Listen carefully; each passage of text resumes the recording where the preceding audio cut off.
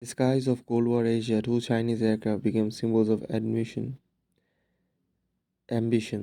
adversity, and evolution. The Chengdu J-7, a nimble fighter rooted in the DNA of the Soviet MiG-21, and the Shenyang J-8, a homegrown interceptor born to counter bombers and challenge Western dominance. This is the definitive journey through every major variant of these aircraft, a testament of how China transformed licensed copies into fighters of their own design. Part A. The birth of the J-7, China's MiG-21 clone. It all began with the J-7, a reverse engineering copy of the MiG-21 F-13 produced under license until the Soviets pulled out. Left with incomplete blueprints, Chinese engineers painstakingly recreated the jet on their own. The result, the original J-7, an interceptor with two hardpoints and a single 30 cannon, capable of downing US UAVs during the late 1960s. But the original had flaws, limited armament, poor endurance.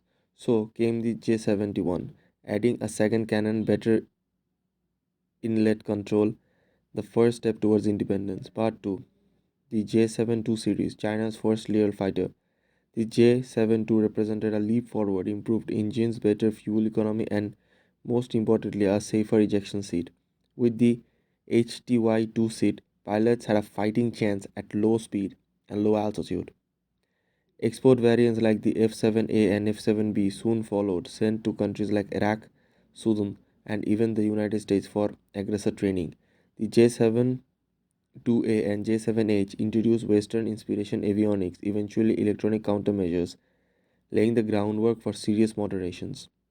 Then came the F-7M Airguard series, upgraded with British electronics, Sky Ranger radar, digital computers, even four hardpoints, doubling its missile load. Variants like F-7MB for Bangladesh and F-7MP for Pakistan gave the global J7 gave the J7 global relevance.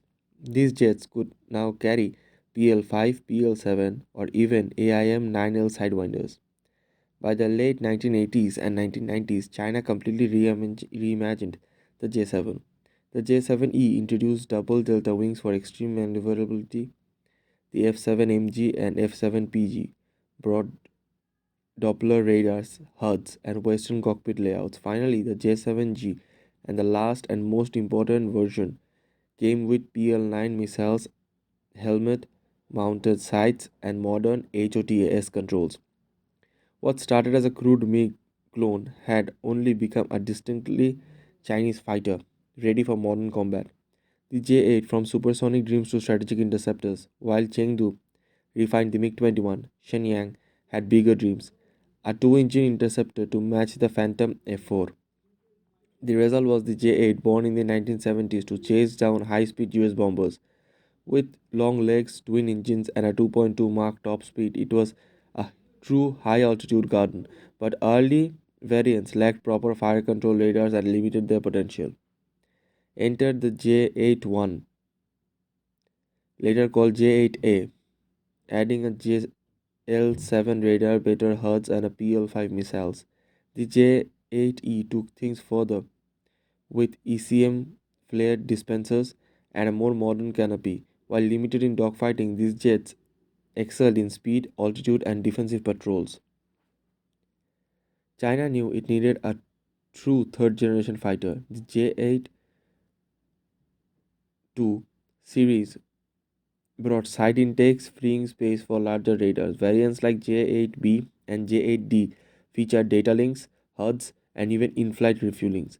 The J-8H introduced the PL-11 BVR missile, making it China's first native aircraft with beyond visual range capabilities.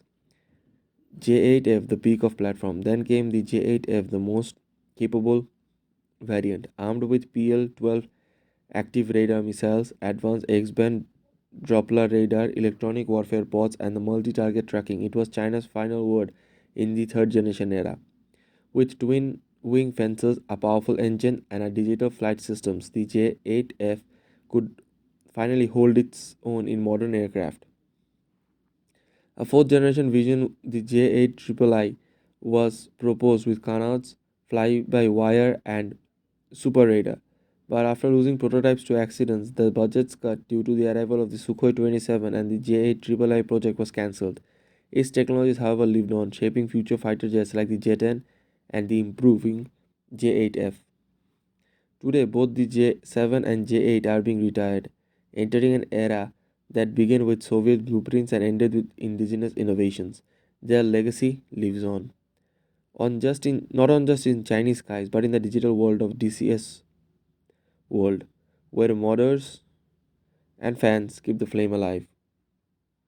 As the PLA embraces stealth, fifth generation fighters, and AI enabled drones, we remember the workhorses that held the line for decades.